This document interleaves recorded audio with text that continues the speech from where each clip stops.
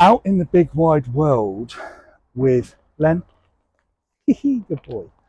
Okay. Um, Potentially or historically, he has been a little bit reactive. He's been a little bit overexcited. He's been a little bit kind of not sure how to deal with this situation when he has been out in a kind of relatively busy public place. So as you can imagine, we've got everything going on here: cars, car alarms, doors slamming, people walking past with shopping, strange objects, scooters, bikes, car alarms going off. A police car's just gone down the road. It's all going on, okay?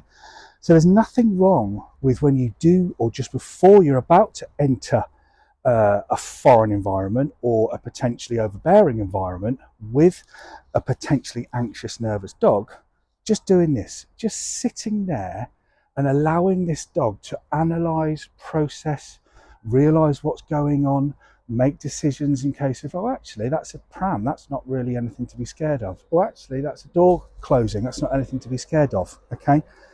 So I'm not interacting with him, and I'm not interacting with him because I want him to learn. I want him to gain his own confidence.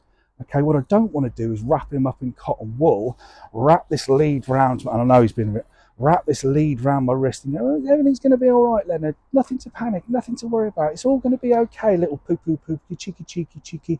Oh, it's all going to be okay. Because if I give him that energy, he is going to think, well, hang on a minute, mum and dad are a bit worried. Maybe I need to be worried. Okay, so I'm not actually purposefully interacting with him, but I'm allowing him to look, I'm allowing him to process, I'm allowing him to absorb the hustle and bustle of what's going on around him. However, he's only looking at anything for 3 seconds because we're still managing that fixational, that manifestation of emotions and that potentially bubbling over threshold mindset with him. So like you look at anything in this environment for 3 seconds, okay? The moment I count to 4, I'm going to go, Len, and I know he's already looking at me, I'm going to stick something nice in his mouth. He's going to get rewarded for looking at me. And as I've mentioned before, it's a case of, oh, car door opening, John's better. Oh, woman pushing a shopping, John's better. Oh, pigeon landing on the road, John's better, okay? That's the mindset that we want it to instill into him. Because we're not wrapping him up in cotton wool, all right? We want him to be a level-headed, all-rounded, confident dog that you can take, or his owners can take, wherever they want to go. Good boy. So nothing wrong, come on mate, nothing wrong with just allowing time for him to sit there and process an environment. I've mentioned it before, you can do this in a park, sitting on a park bench. You can do this in any environment, and it's allowing distance and time for the dog to process and analyze. Okay, as you can see, now he's nice and relaxed, he's walking a lot better on leads. But what I'm going to do is I'm going to allow him to do this. Okay, little sniff there on the lamppost, and guess what, we're outside Pets at Home, so these lampposts are going to be really interesting. But because I've taught him that he can only sniff for 3 seconds, he checks himself on, okay?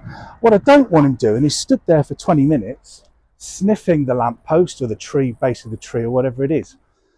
So yes, you can sniff because we're aware that it's enriching. Yes, you can scent and sniff and all that kind of stuff because we're all totally aware of the benefits that it's going to give you mentally. So I'm going to give him the option. There's a bin. Good stuff, not bothered. Bring him back into heel because I've given him the line and he's taken it. Good, so you can see if we allow a potentially anxious dog or a nervous dog time to process without even moving, let's see what you like at steps, Len. Come on, mate. There you go. Good job. Hang on a minute. Let's see what you like at going down steps, Len.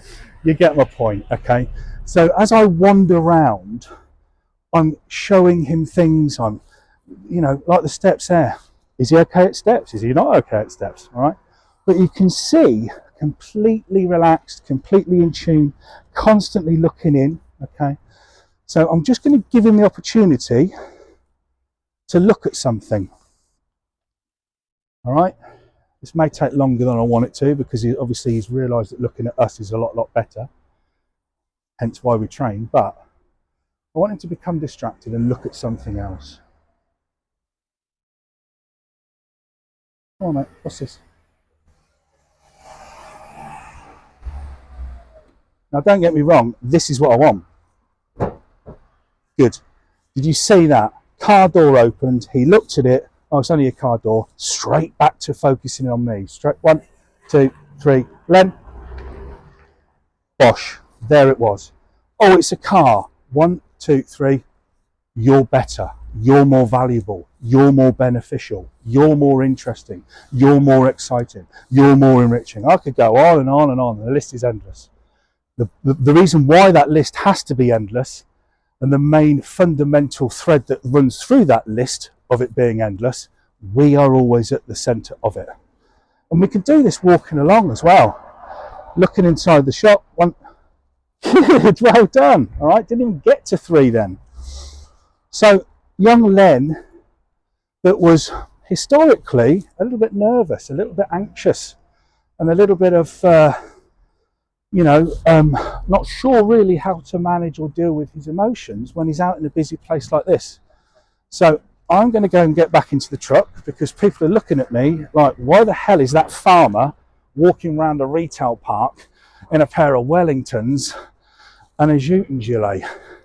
Because I do look and feel a little bit out of place, don't we, Len? Yay, good lad.